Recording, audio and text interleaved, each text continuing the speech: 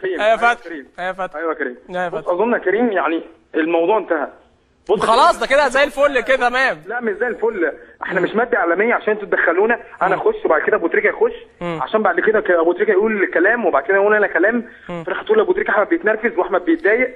احمد بيتنرفزش على واحد نقده في الكوره او طلعتوه زي الزفت في ماتش. عمري ما اتنرفز على كده ولا بخش مداخلات مع حد. تمام. لا ده انا عايز اعرفه لك، لكن انا اتضايقت اصل الموضوع زاد عن حده. وليك حق مفيش مشكله، ليك حق. لا مش ليك حق يا كريم. يا ابني انت اتكلمت اهو، انت اتكلمت وقلت. لا انتوا كبرنامج محترم هتعملوا لي عشان تجيبوا لي حقي.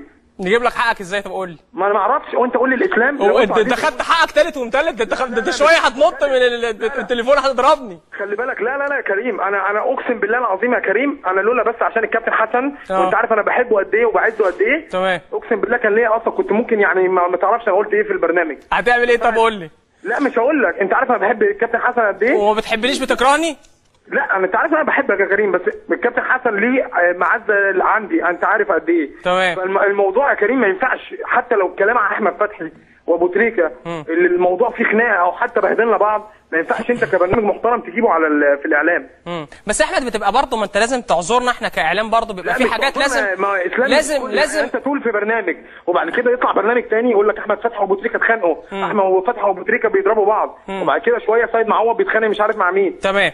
مش هنخلص احنا من الموضوع ده يا كريم. تمام يا ابو حميد. تمام. الموضوع بصراحه بدا ينرفز وبدا يزيد عن حده، فالموضوع نهدى. وانت بقى لو انت فعلا برنامج محترم تقول لي مين اللي قال هنا من الصحفيين. انا بقول لك والله اسلام صدقي هو اللي جاي، والله في الاير بيس هو اللي قال لي، هو اللي جايب الخبر. والله انا بقول لك الحقيقه، انا بقول لك اللي اتقال لي يعني. انا بقول لك ماشي. هو انا مش معاكم في اسكندريه يعني الاعداد بيجيب لي خبر بيتقال. قال لك من الاعداد اسالوا مين اللي قال لك الخبر.